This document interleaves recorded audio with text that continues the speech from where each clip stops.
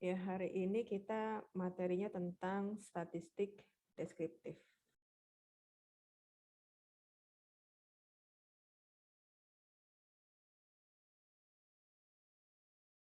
Nanti kita coba di dua aplikasi ya. Kita coba di Excel juga dan di Minitab juga.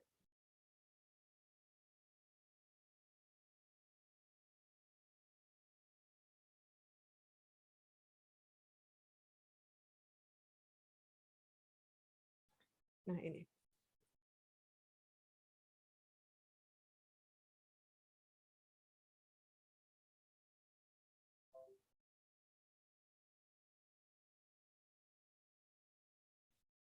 Jadi statistik deskriptif itu adalah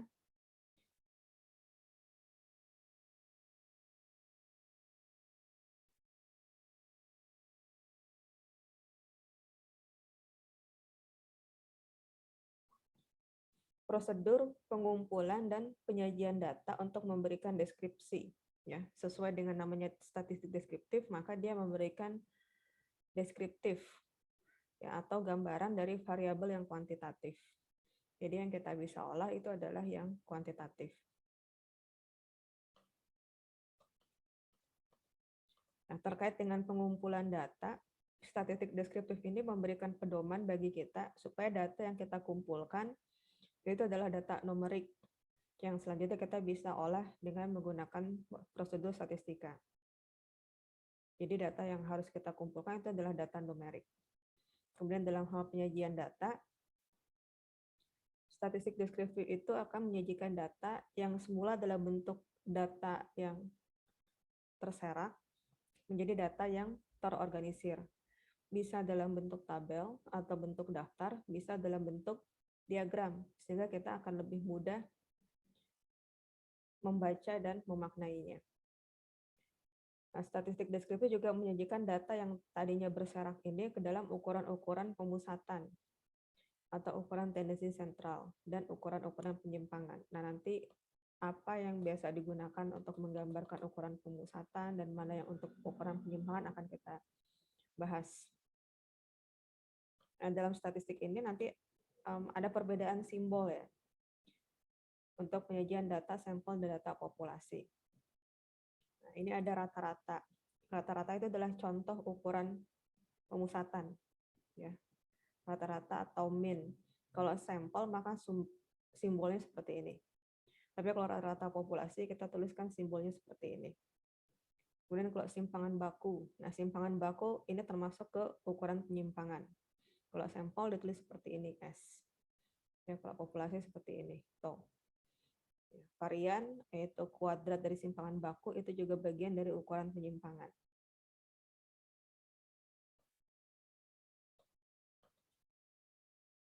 Nah, pada data sampel, ya, kalau kita dapat data sampel, maka statistik deskriptif ini hanya terbatas memberikan informasi sampel itu.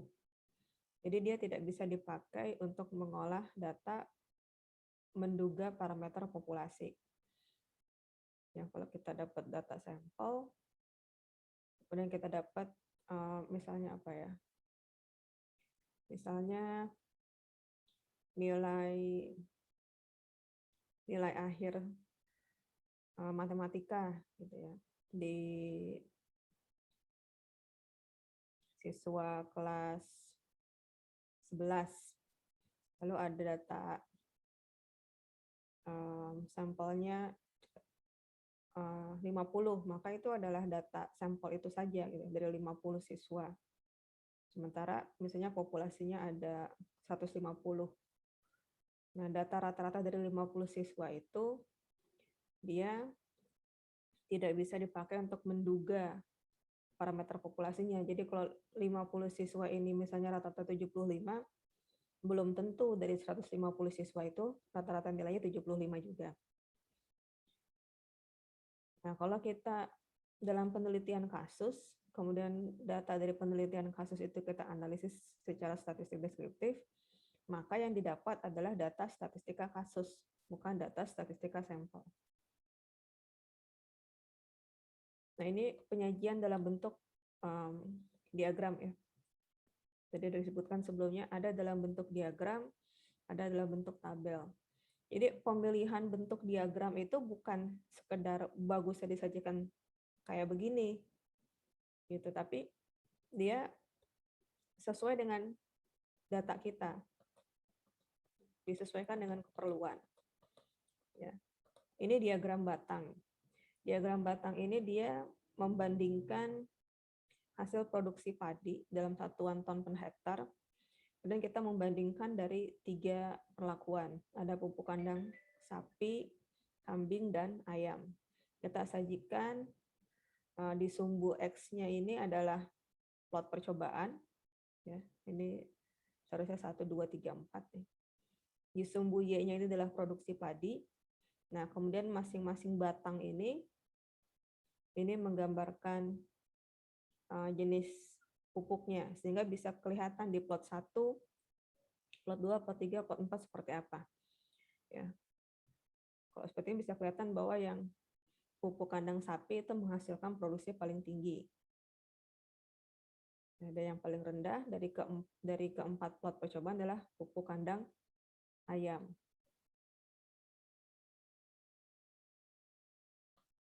Ini bisa digunakan dalam menyajikan data penelitian eksperimen ya untuk membandingkan antar perlakuan. Dalam satu waktu, ya ini data satu waktu, misalnya ini biasanya data hasil akhirnya saja, ya, hasil akhir percobaan. Kemudian ada diagram garis.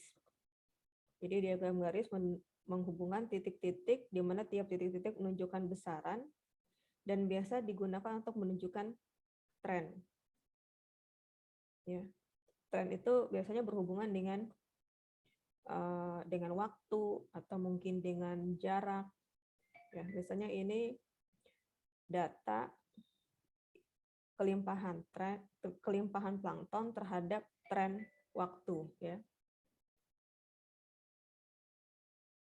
Nah, kita lihat kelimpahan plankton ini dia dari jam ke jam itu ada berubah. Pagi dia di 1.600 individu per liter, siangnya dia menurun karena biasanya kalau panas itu kan plankton yang di permukaan itu dia akan turun ke kolom air yang di tengah. Nanti ketika sore dia akan mulai muncul lagi ke permukaan dan malam-malam itu lebih banyak lagi di permukaan. Ya, karena itu biasanya kalau nelayan itu kan mengambil ikannya itu malam hari. Ya, karena berhubungan dengan ini juga plankton itu dia ada migrasi diurnalnya, migrasi harian dari pagi ke malam. Ya, malam hari cenderung dia banyak di permukaan. Ketika plankton ini banyak di permukaan, plankton itu kan adalah makanan ikan. Nah, sehingga ikan itu ada banyak di permukaan juga. Karena itu biasanya nelayan tuh kalau mengambil ikan dia malam-malam. Nah, ini contoh penggunaan grafik garis. Nah, biasanya kakak kelas kalian kemarin ada yang penelitian seledri ya, yang diamati antaranya adalah tinggi batang utama. Ada 8 kali pengamatan seingat saya. Diamati setiap minggu sampai kemudian di minggu 8 dipanen. Ada beberapa perlakuan, kalau nggak salah ada berapa? Saya lupa, misalnya ada 5 perlakuan ya. 5 perlakuan diamati dari minggu pertama sampai ke minggu ke-8. Jika dia untuk melihat tren bisa di dalam bentuk grafik garis seperti ini. Kemudian nantinya di setiap perlakuan digambarkan dengan garis yang berbeda. Jadi dalam satu grafik itu seperti ini, tapi garisnya ada, kalau perlakuannya 5, garisnya ada 5. Jadi kita bisa melihat tren dari masing-masing perlakuan. Tapi kalau misalnya mau melihat di hasil, kalau berat itu kan hanya kita bisa ukur di akhir pengamatan ya. Karena dia harus dicabut sampai ke akar, kemudian dihitung beratnya. Maka pengamatan berat itu baru bisa dilakukan di minggu ke-8. Nah, untuk yang data berat itu disajikan dalam bentuk grafik batang seperti ini. Tapi kalau data jumlah daun, tinggi batang, itu disajikan dalam bentuk grafik garis, karena datanya ada data dalam masing-masing minggu selama 8 minggu. Kemudian ini adalah diagram lingkaran. Kapan kita menggunakan diagram lingkaran? Jika kita ingin melihat proporsi atau komposisi. Nah, contohnya ini adalah komposisi fitoplankton di stasiun 1 dari masing-masing kelas. Maka bisa dilihat di sini yang paling banyak adalah klorofita. Sama misalnya ingin melihat komposisi siswa, ya laki-laki atau perempuan, maka disajikan dalam bentuk grafik lingkaran seperti ini. Kalau misalnya nilai berapa siswa yang di atas KKM dan di bawah KKM, itu juga merupakan komposisi disajikan dalam bentuk grafik lingkaran seperti ini. Kemudian yang keempat ini adalah diagram peta. Jadi diagram peta ini menyajikan data berdasarkan lokasi, ya. Jadi secara spasial. Ya. Contohnya di sini menggambar datanya itu adalah banyaknya banteng liar di Pulau Jawa berdasarkan provinsi, ya. Mulai dari Banten, DKI Jakarta, Jawa Barat, Jawa Tengah, Yogyakarta, Jawa Timur.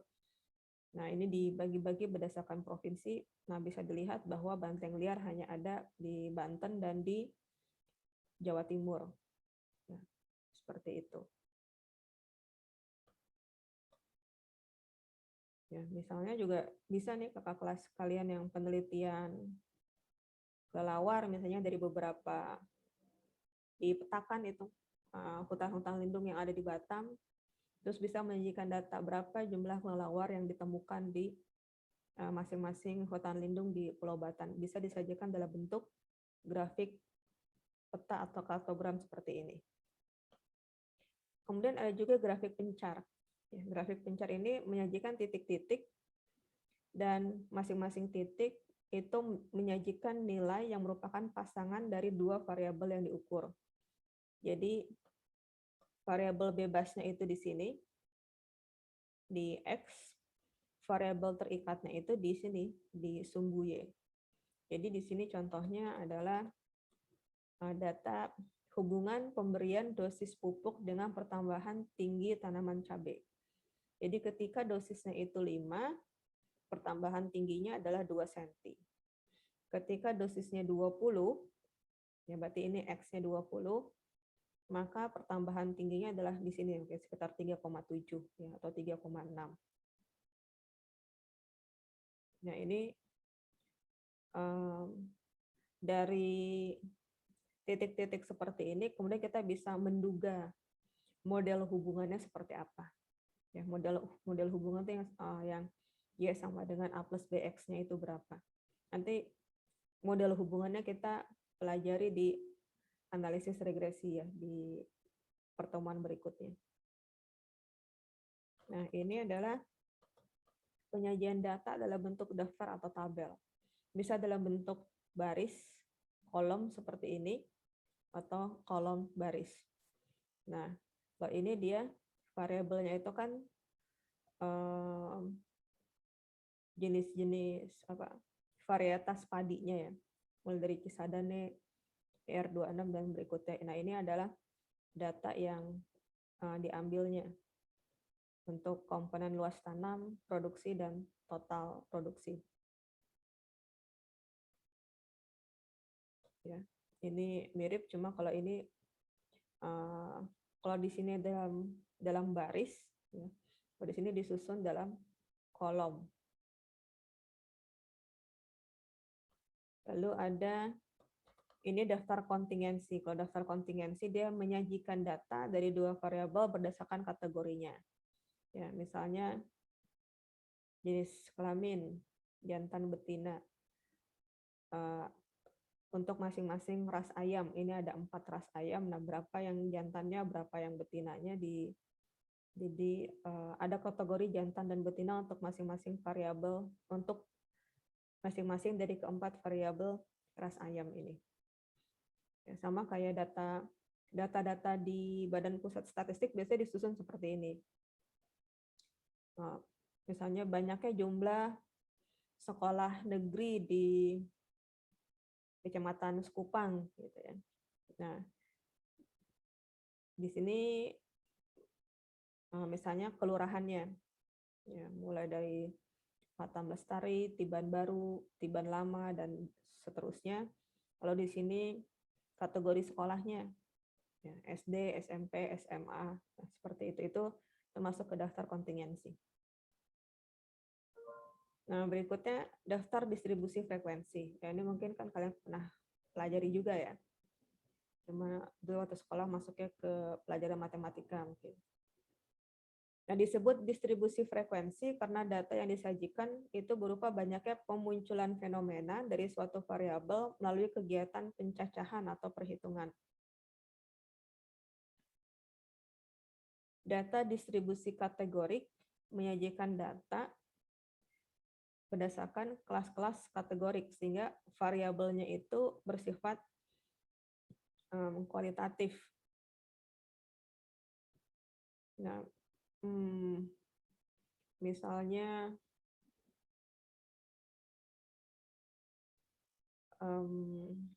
jumlah siswa yang terbiasa menggunakan aplikasi Microsoft Word gitu.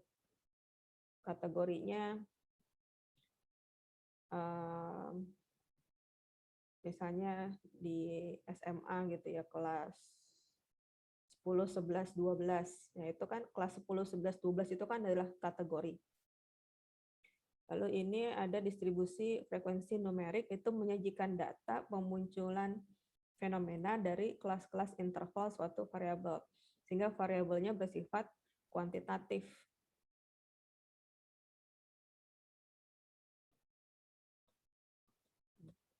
Ini variabelnya bersifat kuantitatif.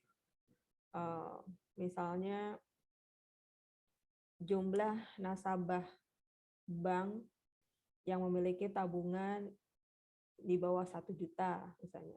Di atas 1 juta sampai 10 juta. Antara 10 juta sampai 50 juta. Nah, itu kan variabelnya sifatnya kuantitatif. Nah, jika frekuensi fenomena disajikan dalam bentuk data apa adanya, maka itu disebut frekuensi absolut. Ya, misalnya tadi jumlah siswa yang terbiasa menggunakan aplikasi Microsoft Word ada 15. Nah, 15 itu adalah frekuensi absolut. Tapi kalau disajikan dalam bentuk presentasi, maka itu adalah frekuensi relatif. Misalnya 15 itu ternyata adalah dari 60. Maka presentasinya berarti kan 15 dibagi 60 ya, atau berarti 25%. Berarti 25% siswa itu terbiasa menggunakan aplikasi Microsoft Office misalnya. Nah, kalau data-data itu dijumlahkan secara kumulatif, disebutnya distribusi frekuensi kumulatif. Nanti kita lihat tabelnya mungkin lebih mudah. Nah, distribusi frekuensi ini juga bisa disajikan dalam bentuk diagram, di mana sumbu X itu merupakan kategori, sumbu Y adalah merupakan frekuensi. Nah, kelas-kelas dari variabel disajikan berupa nilai tengahnya. Ada 3 grafik yang biasa dibuat dari distribusi frekuensi ini, yaitu berupa grafik batang, disebutnya histogram, bisa berupa grafik garis, disebutnya poligon, nah bisa juga berupa ogif.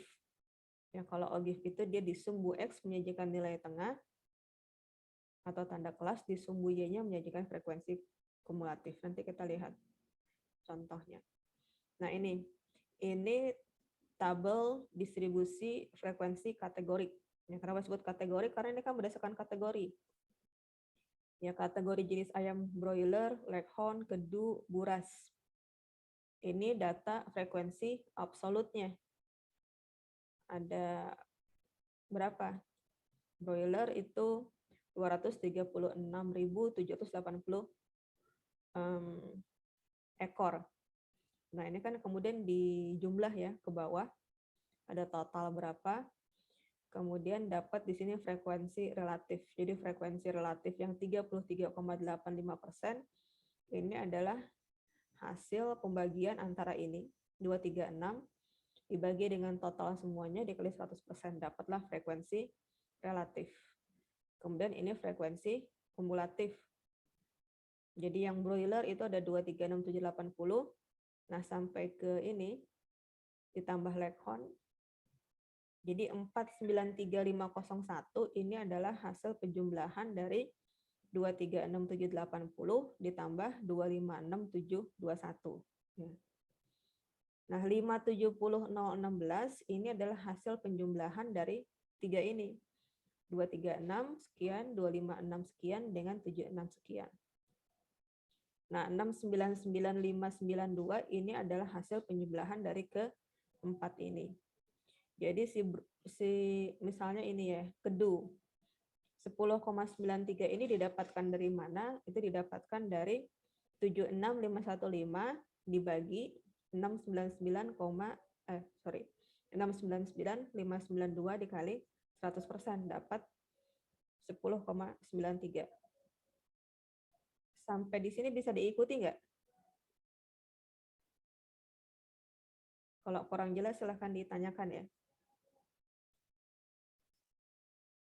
Nah, bagaimana cara membuat tabel distribusi frekuensi? Kalau secara manual, nanti kita coba yang lewat aplikasi ya, tapi perlu kalian pahami bagaimana caranya mencari secara manual. Jadi untuk menentukan banyaknya kelas, itu menggunakan rumus ini. K sama dengan 1 tambah 3,3 log N. Jadi K adalah jumlah banyaknya kelas, N adalah banyaknya data. Jadi kalau misalnya data sampel kita itu ada 50, berapa banyaknya kelas yang harus kita buat? Itu adalah 1 tambah 3,3 dikali log 50. Log 50 adalah, ya logaritma 50 adalah 1,6990. Maka dapatlah angka 6,6.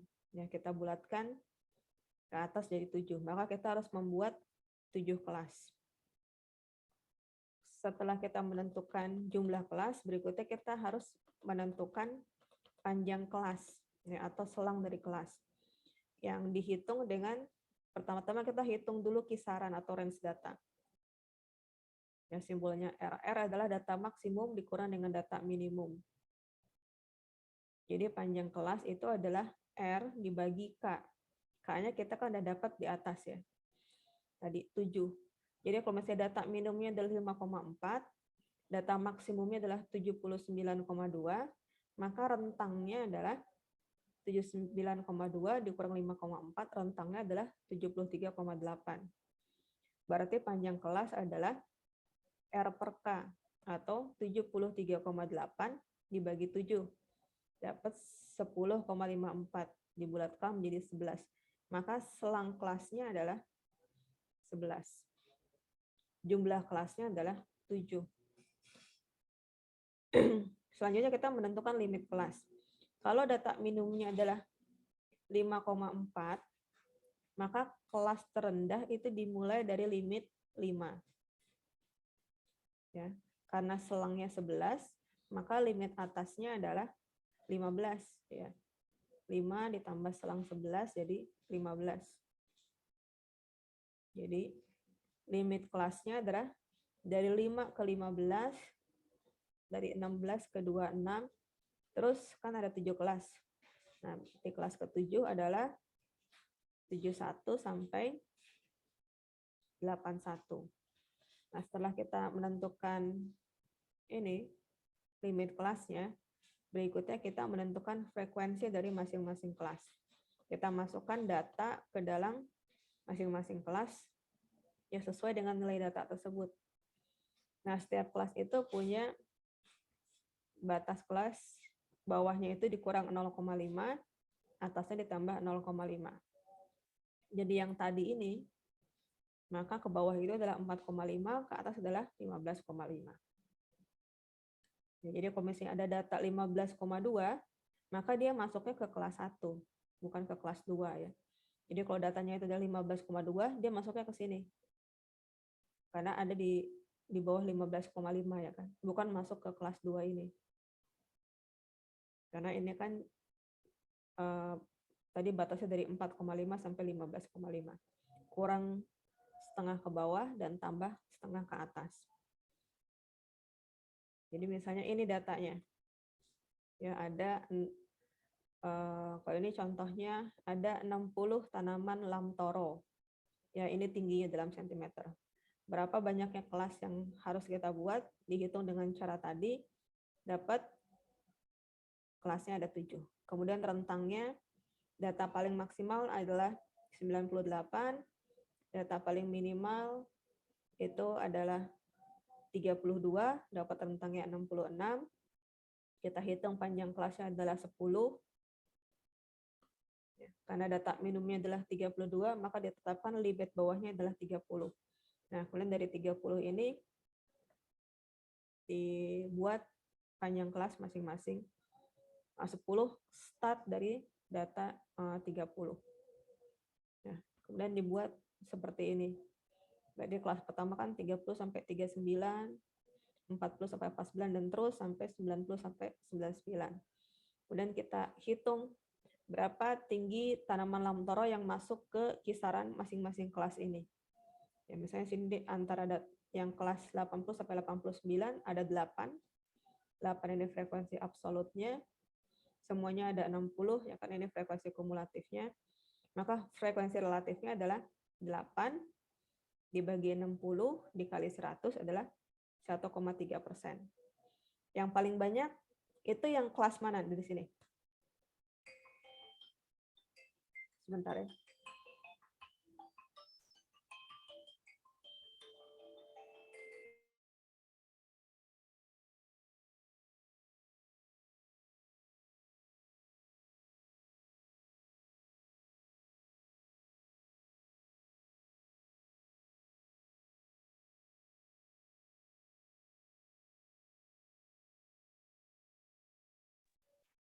Dari data ini, mana yang punya frekuensi absolut paling besar? Silahkan. 60 sampai 69. Ya, kelas 60 sampai 69. Nah, ini adalah penyajian data dalam bentuk histogramnya ya. Tadi kan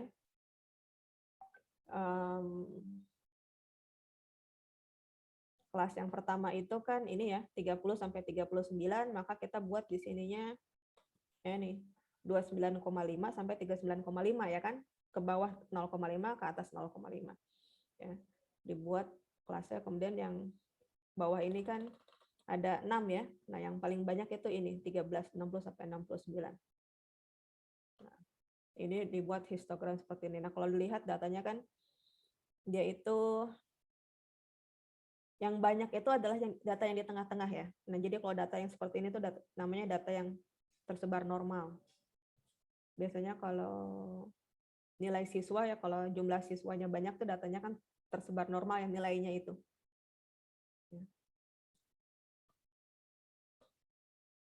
Nah, ini poligon. Jadi kalau histogram itu disajikan dalam grafik batang, poligon itu disajikan dalam grafik garis. Tapi yang di sumbu X-nya ini adalah nilai tengahnya. Ya, kalau ini kan antara 30 sampai 40. Nah, ini adalah nilai-nilai tengahnya. Ini nilai tengahnya.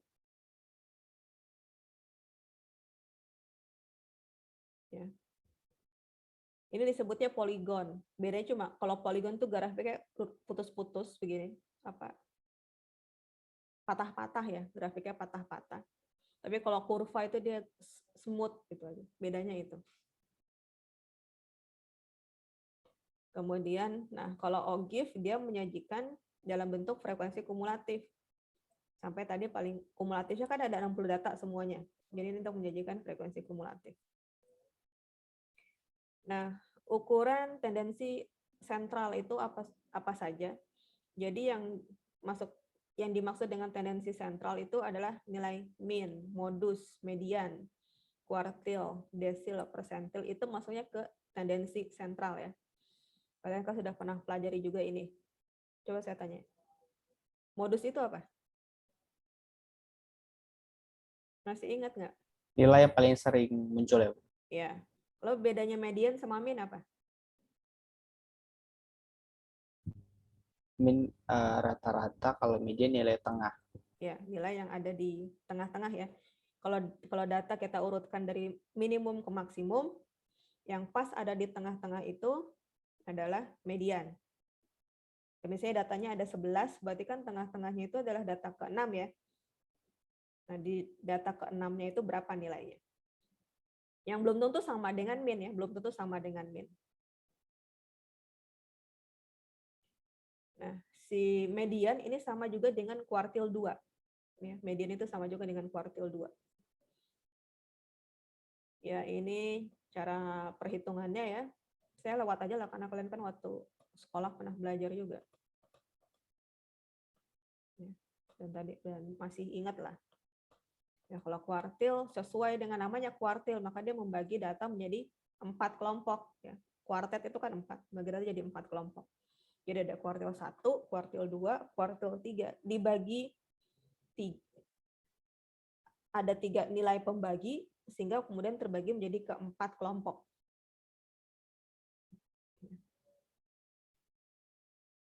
Lalu ada ukuran penyimpangan.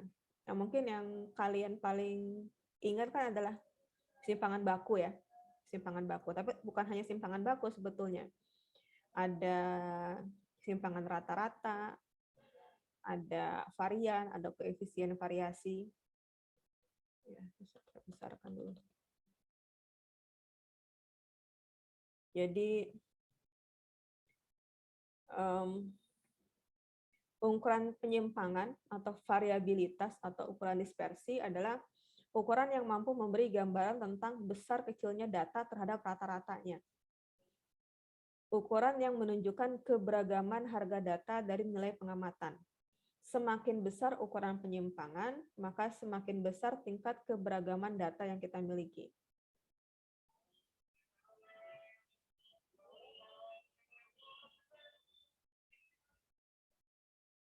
Nah, ini ada dalam bentuk rentang, simpangan baku, simpangan rata-rata, varian, dan koefisien variasi. Ini cara-cara perhitungannya secara manual.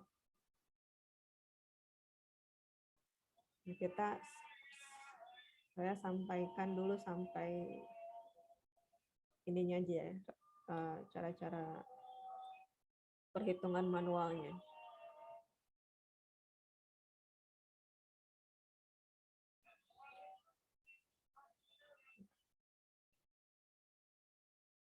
Nah, berikutnya kita akan coba di aplikasi ya, karena ini udah masuk waktu maghrib. Kita istirahat dulu 15 sampai 6.15 ya. Nanti kita lanjut lagi. Saya tutup dulu.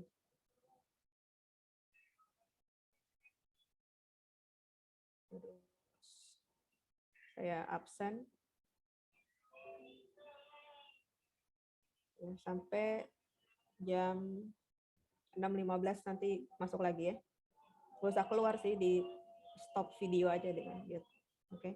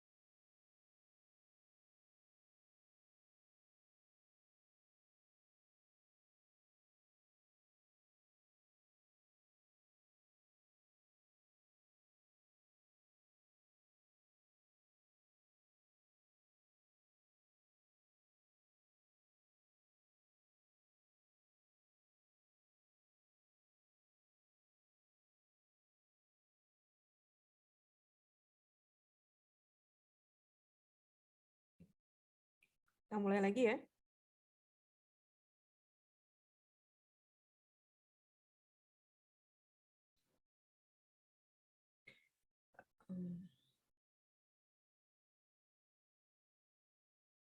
Nah, pertama saya mau share.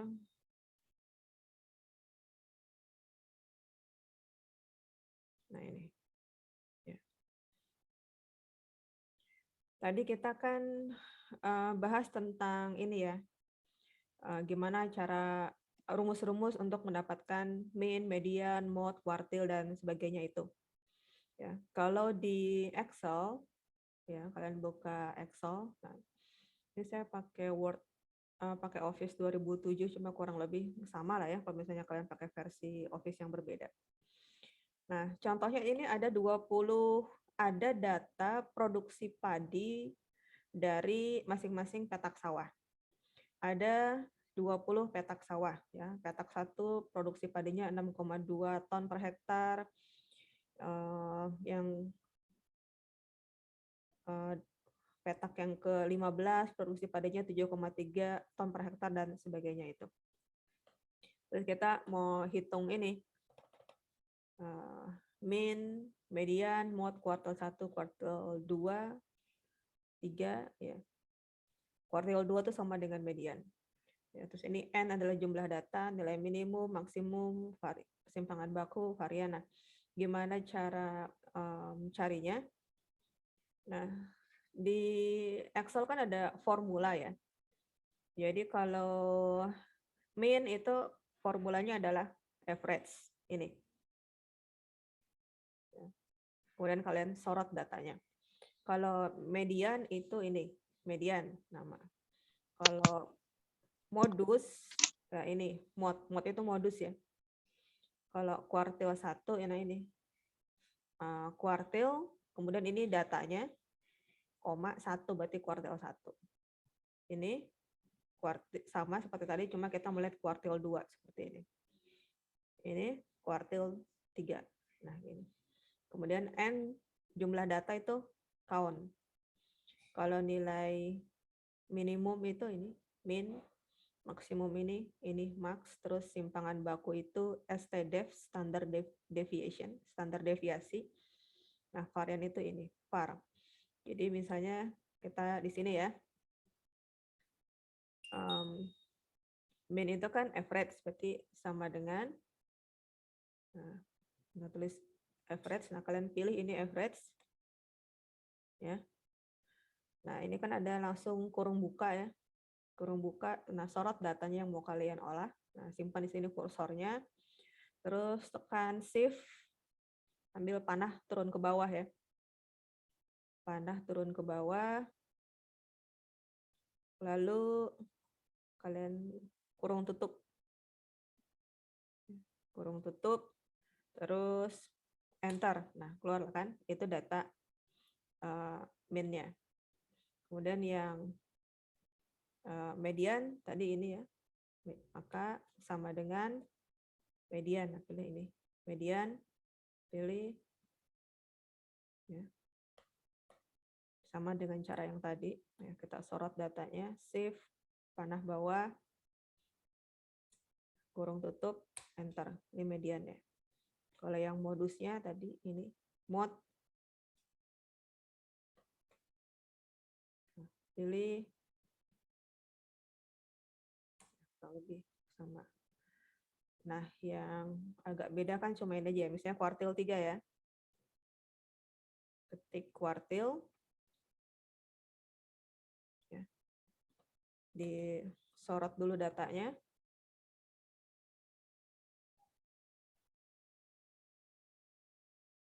Terus 3 gitu ya.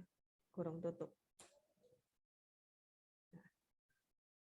Yang lain-lainnya saya nggak perlu jelaskan ya, kan kurang lebih sama ya, cuma tinggal fungsinya aja kan. Kalau kuartil 1 berarti tulis kuartil, koma 1 gitu ya. Kalau standar, nah ini misalnya simpangan baku kan tinggal cari ST, nah ini STDEV, lalu pilih. Nah, itu ya. Ada pertanyaan? Nah, kalau nggak ada, saya lanjut ke yang grafik ya. Nanti ini saya upload juga ya contohnya. Karena nanti kalian ada tugas membuat grafik di Excel dengan membuat data di statistik deskriptif di Minitab. Nah, misalnya ini data untuk kita kalau mau buat grafiknya itu, maksudnya si Excel ini dia mudah mengolah data grafik kita, maka kita harus bisa menyusun data dalam tabel yang benar ya. Jadi kalau data di tabelnya susunnya nggak benar, nanti dia nggak bisa mengolah grafiknya dengan mudah. Gitu. Ya. Jadi tampilan grafik ini tergantung dengan data yang kita input. Kemudian karena dia hanya bisa mengolah data numerik, nah pastikan ini adalah data numerik ya. Kadang itu salahnya itu kalau misalnya ada desimal, ya, tergantung komputer kalian settingnya seperti apa. Desimal itu ditulis dengan tanda titik atau tanda koma. Ya. Kalau desimalnya itu ditulis dengan titik, kalian inputnya koma, maka dia nggak bisa diolah karena dianggap sebagai teks, bukan sebagai number. Ya. Sering begitu kalau penelitian biasanya datanya ada banyak ya, datanya lebih dari 100, terus kalian inputnya itu sebagai si Excel itu bisa ngolah desimal sebagai titik, tapi kalian inputnya sebagai koma, itu nggak bisa diolah. Akhirnya harus dirubah datanya satu-satu gitu supaya jadi data desimal. Nah, biasanya kita mau bikin grafik ya seperti ini ya, grafik batang seperti ini, maka kita ada susun datanya gini. Ini per jenis pupuk, nah ini data per petak. Nah, 1, 2, 3, 4.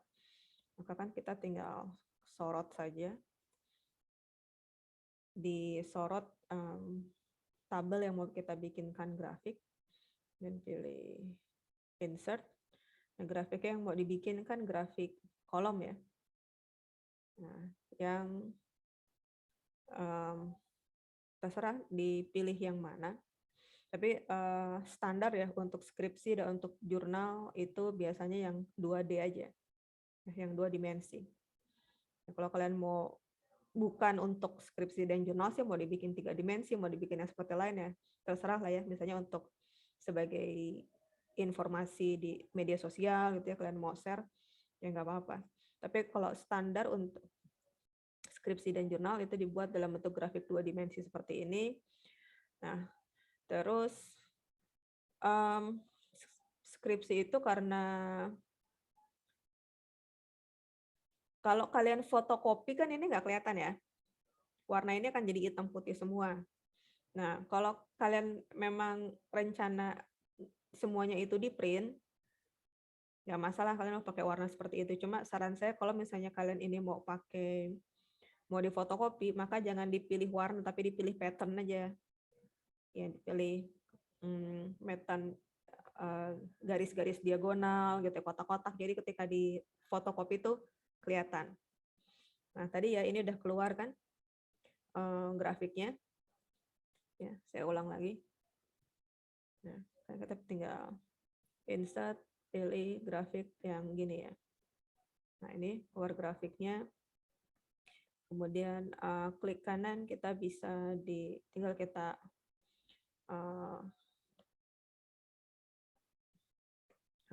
format ya, mau warna seperti apa. Atau kita bisa buat, nah ini layoutnya. Mau dibikin layoutnya, misalnya keterangannya di bawah seperti ini. Ya, kalau ini kan keterangannya di samping, ini keterangannya di bawah, tinggal chartnya diganti judulnya.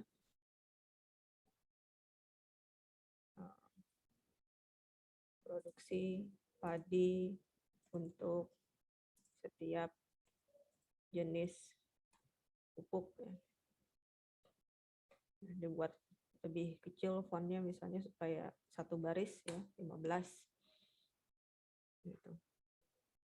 Terus di sumbu Y-nya mau diganti, misalnya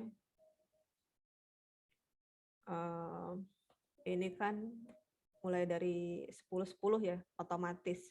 Tapi kalau misalnya mau diganti, misalnya minimumnya 0 ya, cuma maksimumnya kalian mau bikin 100 gitu ya. Terus major unitnya bukan per 10, tapi mau dibikin per 5, ya bisa gitu dibuat. Tapi kan hasilnya nggak bagus ya. Misalnya per 20 gitu ya. Ya, terserah, bisa diubah-ubah seperti itu.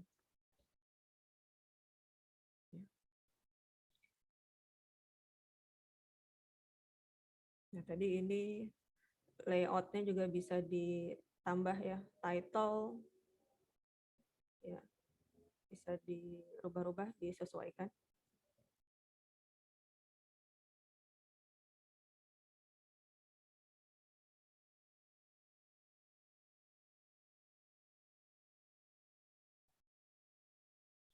Nah, kemudian untuk yang grafik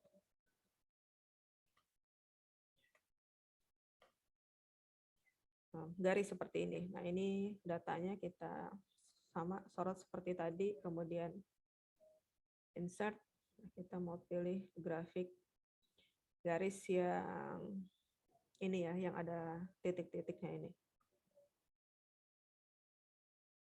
Nah, ini kita bisa hilangkan aja karena udah jelas kan ini adalah kelimpahan plankton, maka kita hapus saja ininya ya, supaya bisa agak besar di sininya. Ini bikin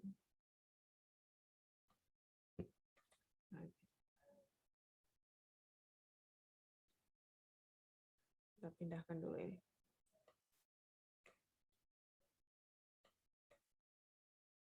Kita ganti data kelimpahan plankton pada setiap waktu pengamatan.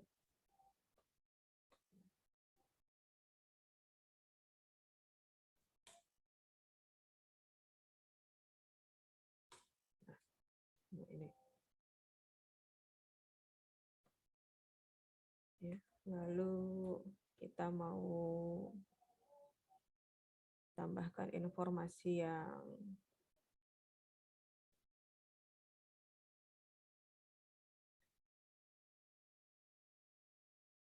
lain ya, kita beri, nah ini jadi ada keterangan sumbu X sumbu Y-nya.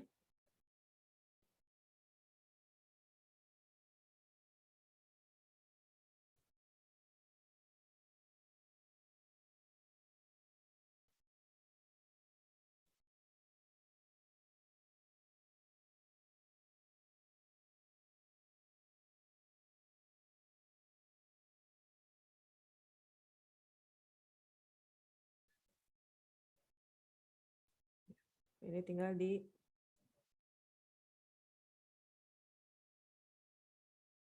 kayak ini kelimpahan.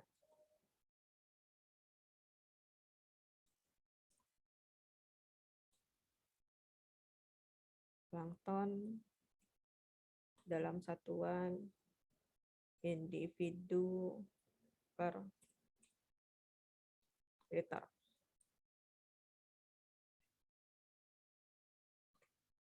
Kalau ini mau kita beli tambah data, maka klik di sini, klik kanan, lalu tambah add label.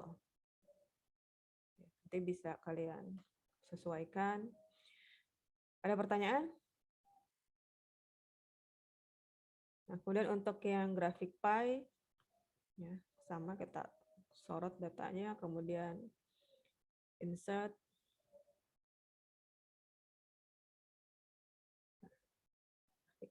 Seperti ini. Nanti tinggal di apakah mau ditambah datanya gitu, atau dalam persen juga bisa disesuaikan. Nanti ini bisa diganti judulnya. Kemudian posisi.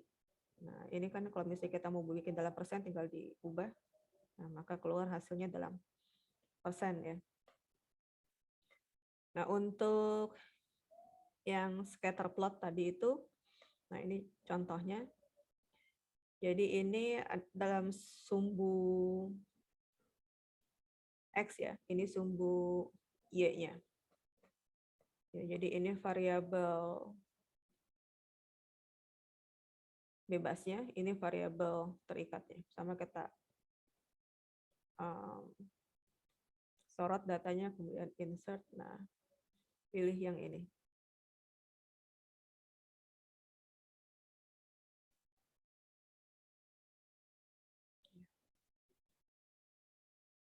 Ini. Ini kita hapus saja. Nah, ini bisa kita pilih. Kalau yang ini dia langsung ada fungsinya ya. Nah, ini. Jadi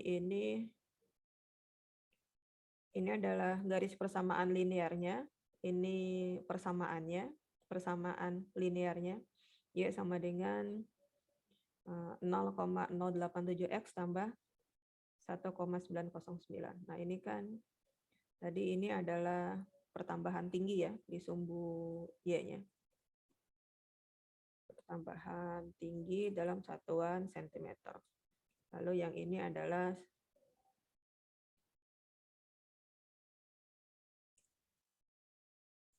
dosis pupuk dalam satuan gram per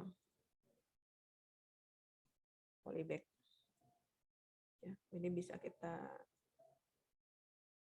hilangkan aja, misalnya.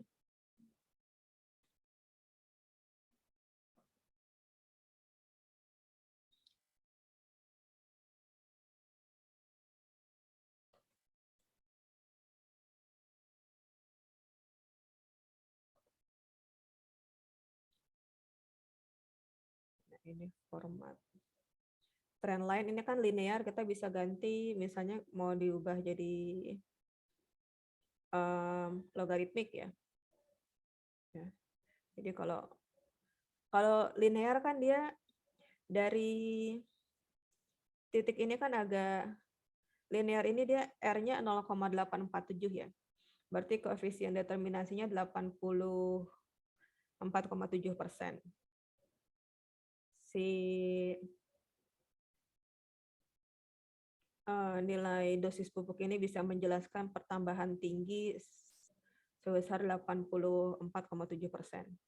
Kalau misalnya kita ganti ke logaritmik, itu nilainya kan lebih besar ya. Kita pindahlah ke atas biar terbaca. Nilai R-nya itu lebih besar, 87,1%. Maka model hubungan ini dia lebih baik daripada yang sebelumnya karena nilai R-nya lebih besar.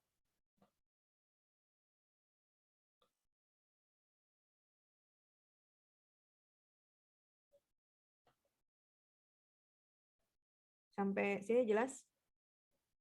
Jadi ini kita bisa rubah-rubah garis modelnya tergantung kita mau bikin modelnya itu model apa ya? Apakah model persamaannya itu apakah linear, apakah logaritmik, apakah eksponensial, itu tergantung kita. Semakin besar nilai R itu semakin bagus. Tapi tentu juga kita nggak cuma memperhatikan ini ya, tapi ke model itu dia semakin memang R-nya semakin besar semakin bagus, tapi juga semakin apakah model itu rumit atau simpel. Jadi kalau misalnya bisa dijelaskan dalam model yang simpel tapi R-nya sudah besar, itu sudah cukup gitu. Yang penting itu kan simpelnya, ya. Bukan sekedar besarnya. Kalian mau dari Batu Aji ke Nagoya mau lewat mana gitu. Ada jalan yang lika-liku, ada yang jalan yang langsung sampai. Yang kita cari kan yang simpel, yang cepat sampai kan. Jaraknya pendek, waktu tempuhnya cepat. Jadi pemilihan modal seperti itulah kurang lebih. Nah, selanjutnya kita ke Minitab ya.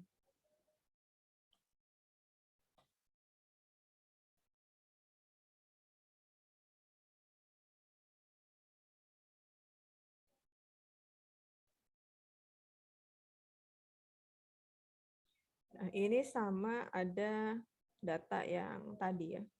Ini saya pindah dulu ke bawah.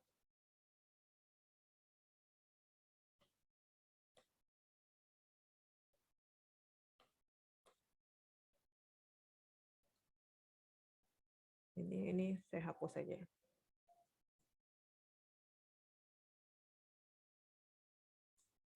Ya. Nah, ini yang hari ini ya. Bulan 10 tanggal 18.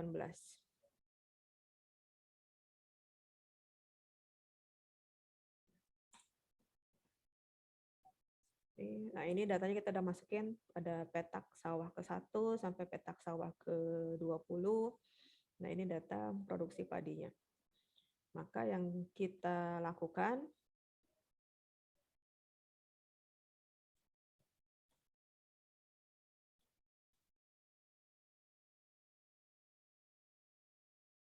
sebelum saya ke sini saya kasih tutorialnya yang di ini dulu, yang di file Word-nya dulu. Stop. Nah, ini. Supaya nggak langsung.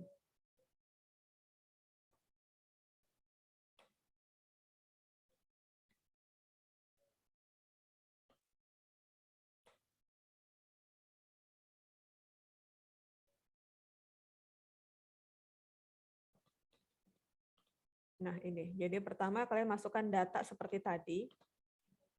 Ya.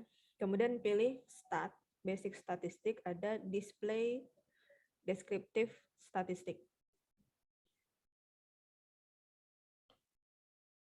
Ya.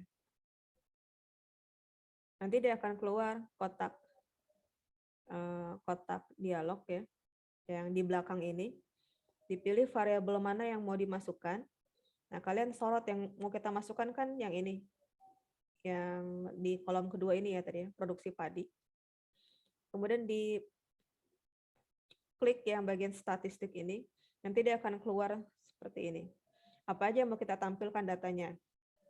Data rata-rata atau mean, standar error of mean, standar deviasi, varian, nilai minimum, maksimum, rentang, and total, dan sebagainya. Kemudian klik OK. Ya. Jadi ini, dimasukkan data yang mau diolah, kemudian tadi klik tombol statistiknya, dipilih mana yang mau kita tampilkan datanya. Kemudian juga ada yang bagian graf di sini. Ini bisa dipilih kita mau menyajikan grafiknya apa aja, ada beberapa pilihan. Ya.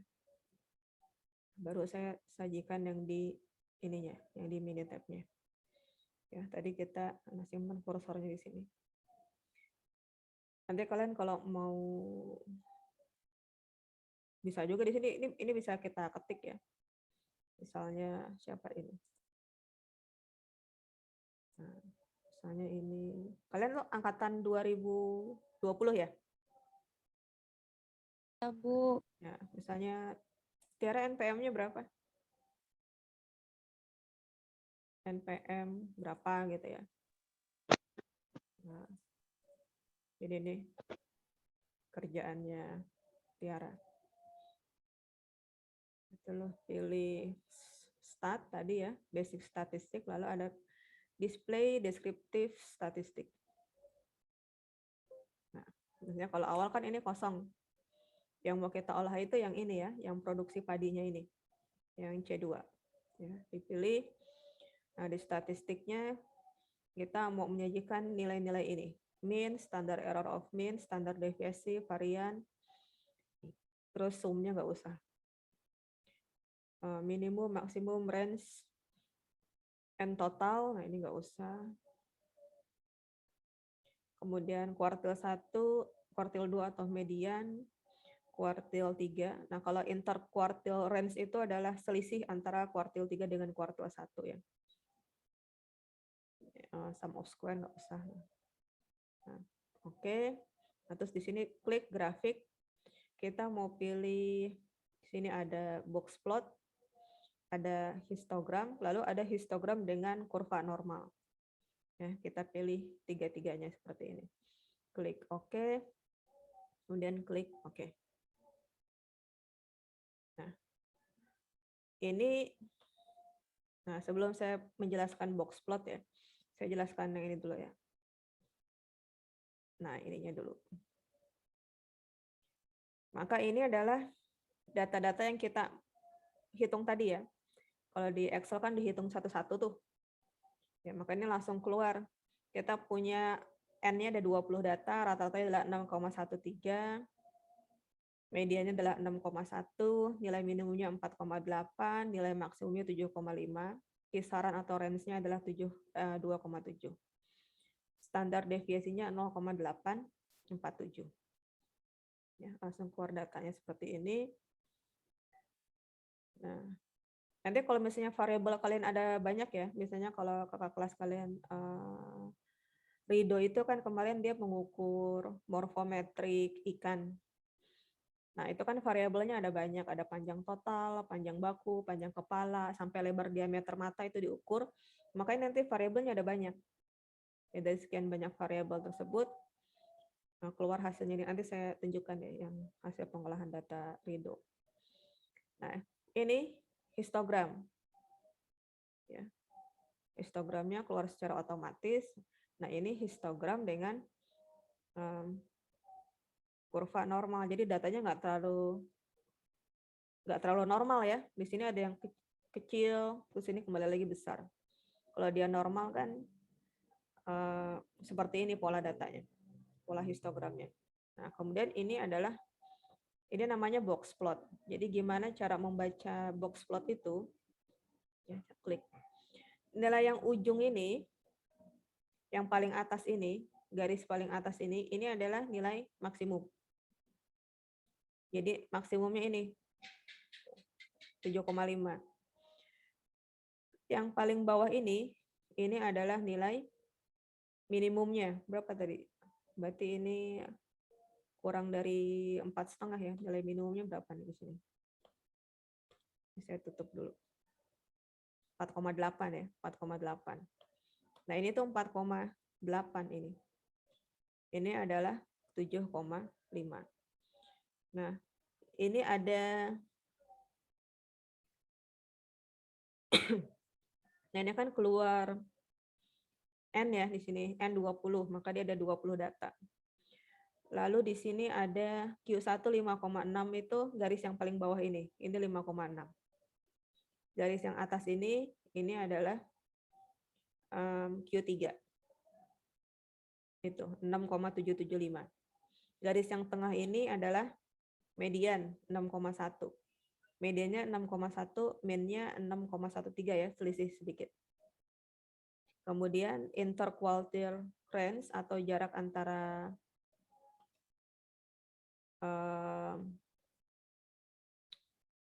Q3 sampai Q3 dikurang Q1 adalah 1,775. Jadi seperti ini cara baca box plot. Jadi box plot itu dia menyajikan data-data statistik deskriptif ini dalam satu grafik. Dalam satu grafik. Jadi kita bisa lihat berapa nilai minimumnya, berapa nilai maksimumnya.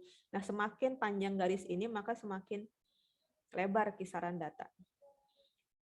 Nah, untuk membuat grafik juga bisa dipilih di sini ya, di graph. Ya, di sini ada pilihan kan by, par, bisa kalian coba. Nah, misalnya kita tadi mau bikin box plot secara manual ya. Nah, ini pilih box plot. Ini juga kalau misalnya ada banyak variabelnya itu lebih dari satu bisa dipilih. Nah, ini kalau cuma satu, maka pilih yang ini yang simple 1Y, oke. Nah, terus ini kita mau bikin box plotnya. Nah, data view-nya ini bisa kita buat kalau misalnya kita mau ada simbol median. Ya, bukan cuma simbol median, kita juga mau ada ini min. Maka kita pilih, kita checklist, terus kita pilih oke. Nah, kalau keluar seperti ini langsung continue aja ya, continue. Nah, keluar ini. Jadi ini mirip seperti yang tadi, cuma dia ada nilai yang di tengah-tengahnya nih ada min. Min-nya adalah 6,13 ya. Mediannya 6,1. Jadi ada dotnya ini adalah menggambarkan min.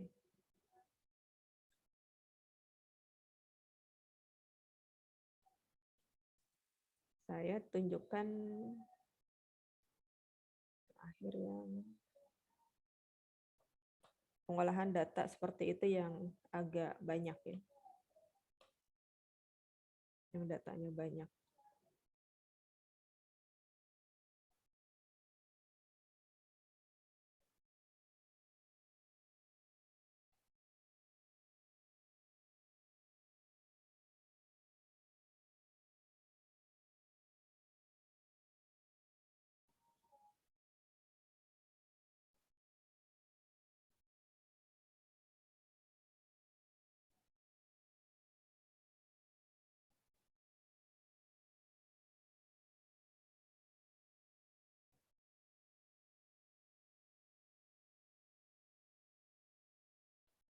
Nah, ini yang data penelitian.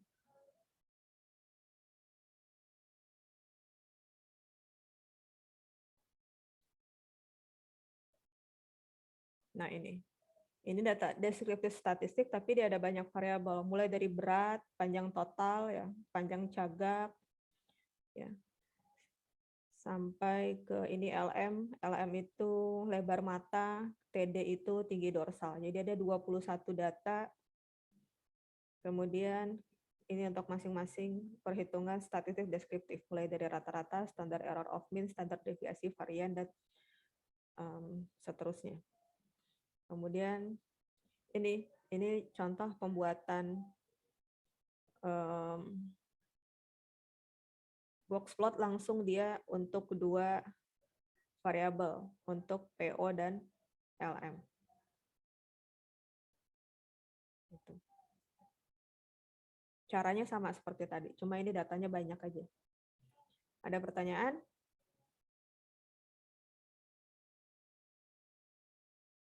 Nanti ada tugas ya, ada tugas kalian mengolah data statistik deskriptif di Minitab dan membuat grafik. Nanti saya share materinya di Google Classroom dan juga tugasnya. Kemudian kalau misalnya ada yang perlu melihat kembali materi hari ini, nanti saya upload juga rekaman kuliah yang ini ya di YouTube. Nanti saya kirim link ya. Saya mau bertanya, Bu. Ya, silakan. Itu tadi kan apa namanya? Box plotnya itu apa namanya?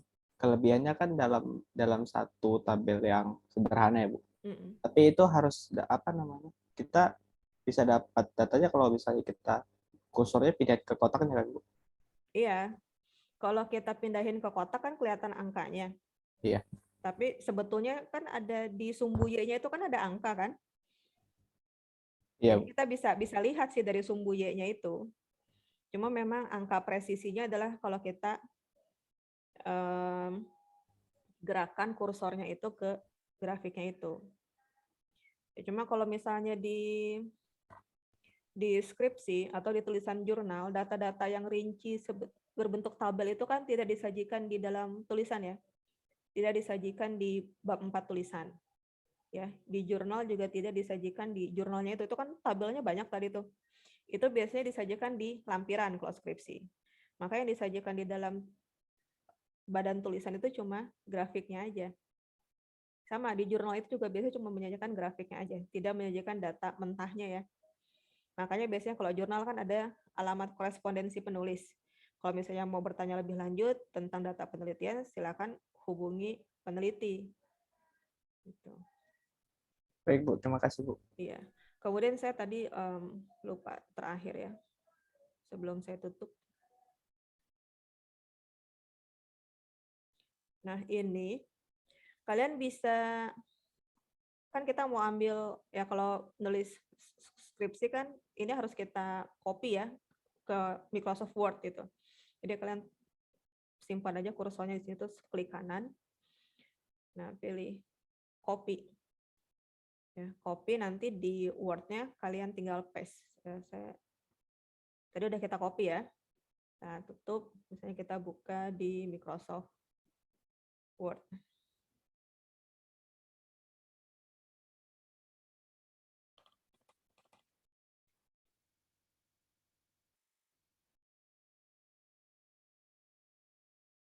Ya. Nah, di Microsoft Word-nya ini tinggal di Ctrl V ya. Nah, kalau keluar seperti ini kalian klik aja oke.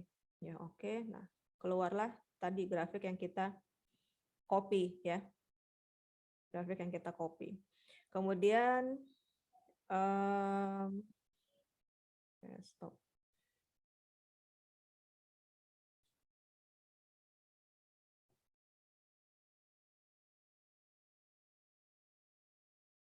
Nah, sama yang di sininya pun kita ya, tinggal simpan aja kursornya ini, terus dipilih ya, kita blok. Ya, kita blok, terus ya.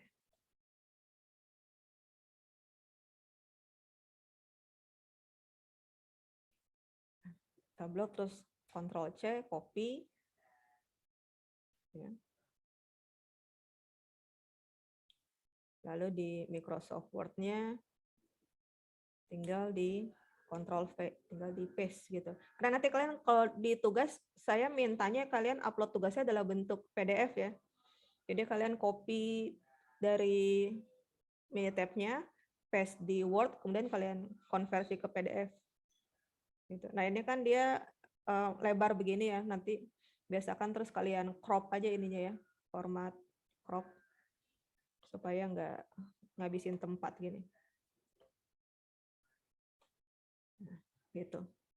Jadi nanti kalau saya minta buat tugas, kasih data, kalian sajikan hasil ini yang di Windows Session, ya, terus kalian copy grafiknya, ya tulis nama npm, konversi ke PDF, baru di upload di bagian tugas ya.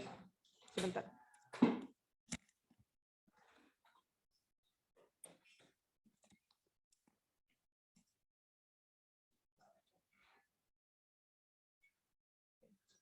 Sampai sini jelas? Oke, kalau gitu saya akhiri ya. Selamat malam. Assalamualaikum warahmatullahi wabarakatuh. Waalaikumsalam warahmatullahi wabarakatuh. Selamat malam, Bu. Selamat malam.